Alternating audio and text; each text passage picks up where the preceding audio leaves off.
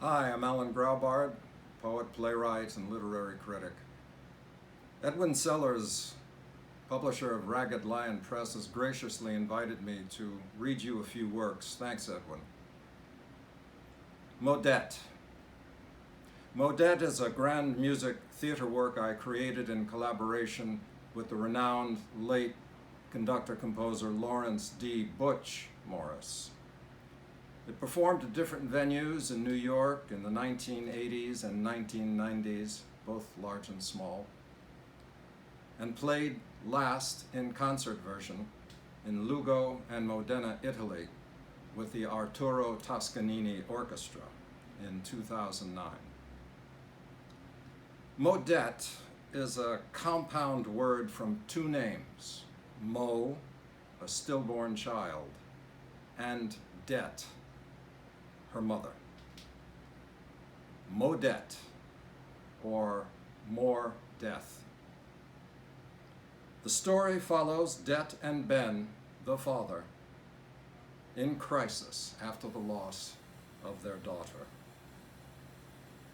In the last monologue of the work, as Ben and Det seduce each other, with the shadow image of their child skipping rope behind them, in voiceover, Det speaks.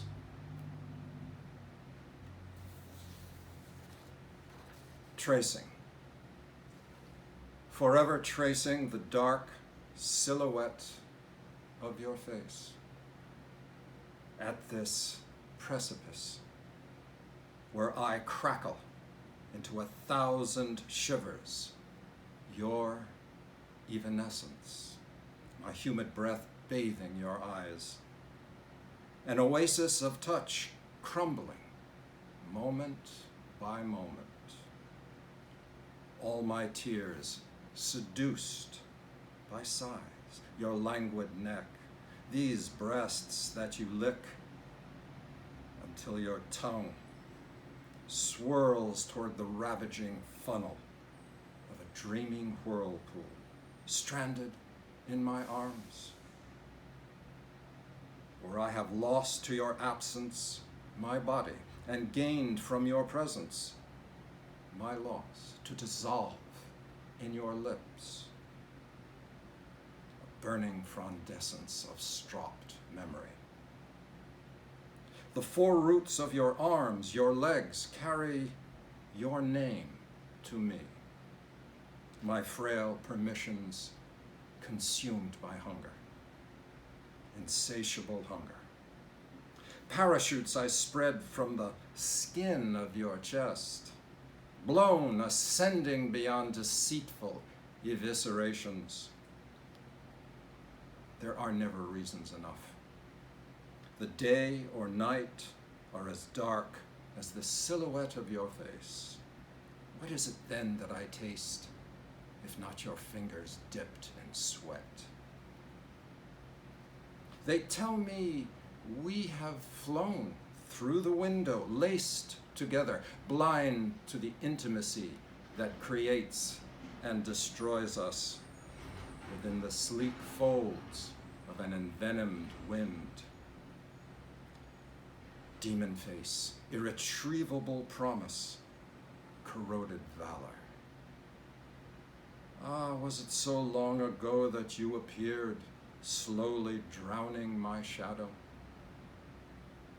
They tell me that we writhe across this bed, that I have kissed in your heart an igneous panic of dread, and slept so peacefully beneath the totems born from our wreckage. Hunt me, flame for me, violate within me the images that torture you. Before you arrive, I have secreted my pleasures elsewhere. Before I come, you have vanished seething in your own incandescence. Above or below, before or behind, this flesh that you seize, these lips that desire you, merging, slithering, drenched in musk, in tuberose, I nude enough yet? Dreaming but never awake, sweat for me, with me, beyond me. Even to slit your throat is not sufficient pleasure now.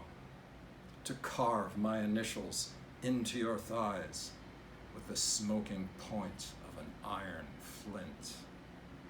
Tracing, forever tracing the dark silhouette of your face. Obsessive jungles where smell alone pervades. Minute tracks erased, clamored, distilled. I listen to your breath, your racing heart. What is it I have known? Forgotten, received, given, promised, surrendered to. A pool of water broiling with clouds, shivering, bending branches.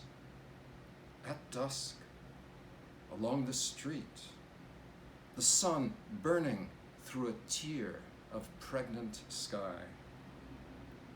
A child's red skirt spinning about its swift evacuation into night. A pair of drifting hands, so small and tender, foaming up out of their translucent flight. Tracing, forever tracing the dark silhouette of your face. My trembling costumes you, wreaths you, at dusk, along the street, beneath malarial trees. So many birds suspended in labyrinths, wounds pulled apart that open and spill with a dying menstrual glare of hypnotic fumes and exiled pleasure.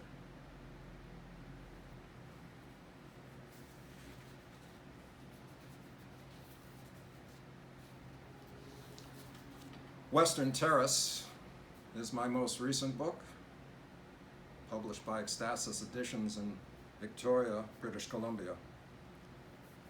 I'll read 2 poems from this book. The first that introduces all the rest. And by the way, this book is dedicated to Lawrence D. Butch Morris.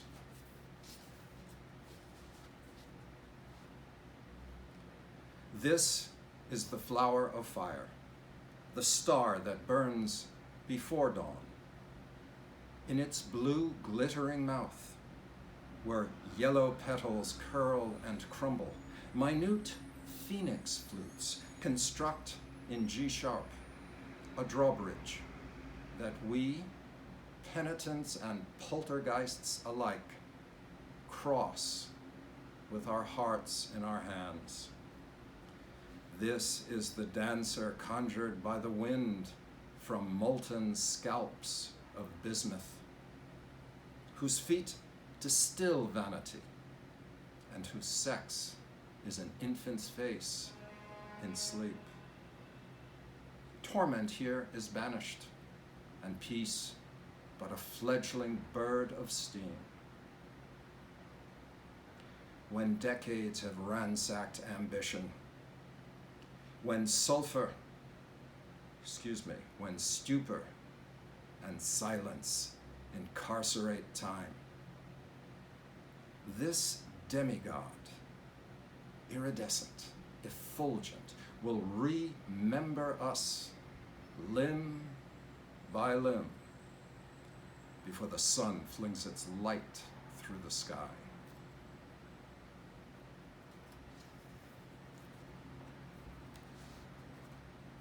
This next poem, When She Came Back, I wrote after viewing an exceptional film directed by Jome Garcia Ascot titled The Empty Balcony. It's a film about a refugee from the Spanish Civil War in Mexico City who returns to Spain. When she came back to that room, emptied now, 30 years she did not want to remember, but could not help but remember. A phone call, the blue sedan, the sudden escape into exile, the calamitous carrion roar of crashing faces behind her, a stringent eucalyptus and bloated bodies in a roadside ditch black with swarming flies, the sun shunting hot through the creaking, mindless branches, that golden dust on the windshield that she tasted, tasting the last of her throttled land from her fingertips. Later, a windy mountain pass in the dimming, anguished light, a cheap hotel in a border village, the coarse blanket on a bed that wasn't hers, the owl's insomnia, abstract mice, and the muffled, invisible cellist who bowed the night watch. She stretched out her hands, closed her eyes, and shivered as emptiness poured from her, finally alone with it again. Home lost, country vanquished, regret fierce, and a soft, shallow gulf where eyes flickered in grief, in love, in anger. His eyes, her eyes, emblazoned on a multitude of other frantic eyes.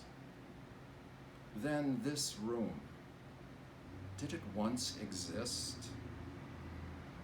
Did it once exist, simple and effulgent, holding each other, the timeless certainty of intimate time and blind, selfless pleasure? Madrid, 1936. To know it then, to forget it now. An unrelenting counterpoint that fed her, that feeds her, in this deserted, distraught room.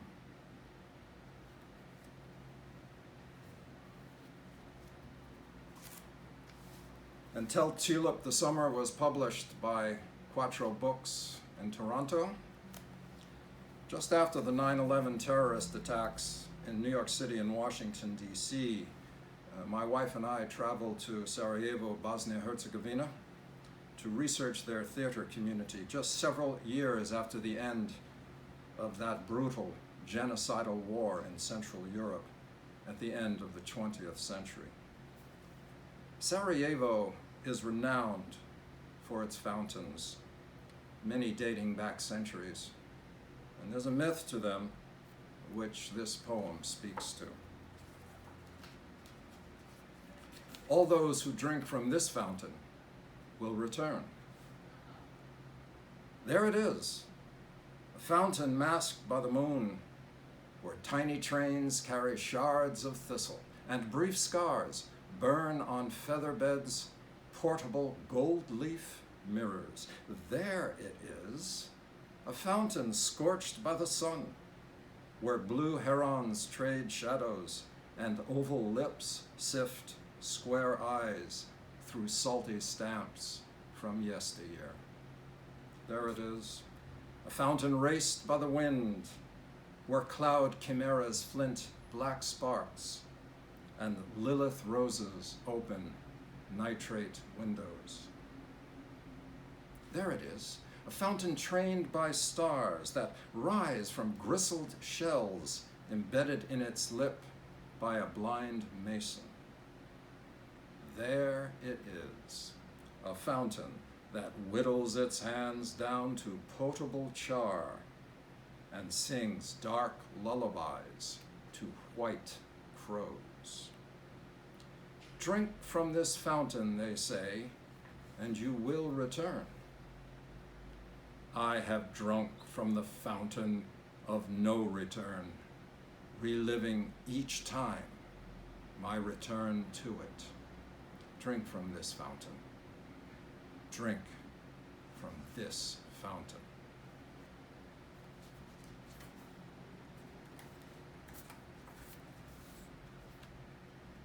Black pearls.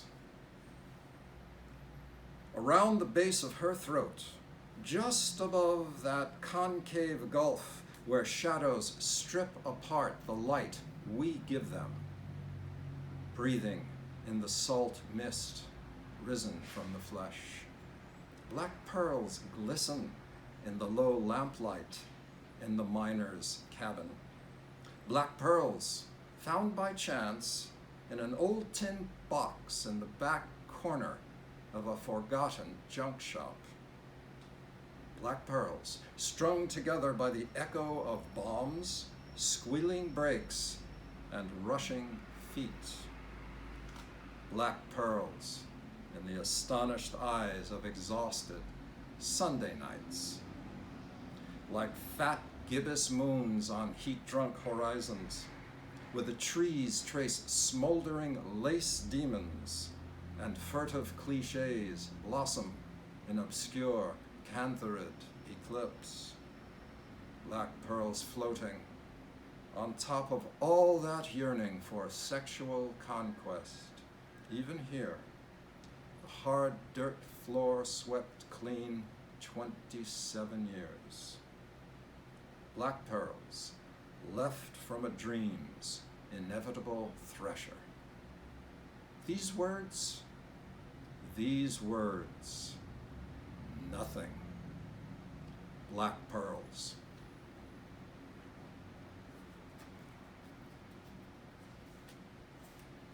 The Invention of Morel is a poem I wrote after reading the novel with the same name by Adolfo Bioy Caceres, close friend and collaborator with Jorge Luis Borges. The Invention of Morel. But I did not touch you. I touched your image. The image that you have given to me and that has made me into an image I give you, so that between us in this moist haven of loss, we persist, image to image, dissolving, resolving on the optical mirror of an inverted sky, where rain streams up and livid birds with hammerhead masks sleepwalk around columns of swirling glass. And now that I know how much we have imagined each other, and how long it has taken to know it, what our lives mean, and how we have attained the weightless eminence of being imagined, lip to lip, breath to breath, hand to hand. I know that knowing will merge with your image, that I will become the image you have given me, and you the image I have given you. And in the equipoise of perfect exchange, a third image, not our own or anyone else's, will emerge in triumph's gaudy penance, wavering in the dirt that is the sky at our feet, wavering in the sky where we walk on our heads. Thanks a lot. Bye.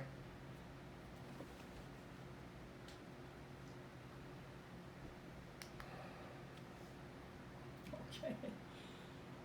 Very good. I'll leave this setup, okay? Leave everything in case you want to do it again. You can do it yourself. It's pretty good. Yeah? Yeah. I don't think I want to do it again. Okay. All right. All right, It's just good.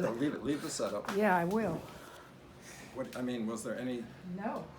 It's very good. It's like a live, it's like as good as when you do a live reading. Don't lose this. I was going to read Motet, but it's too long. How long God, did it run? Yeah, 20 minutes. Really? Yeah. Well, They can turn it off if they want to. That's right. I don't want to do it again. Okay. That's it. Well, just double check it. Play it Okay. again. I'll go over there and check. Yeah. Take this off. Turn the sound on for the video. The video when you replay. They turn that off. I need to hear it. Oh, I can just use my, Computer? no, I can use these to hear it.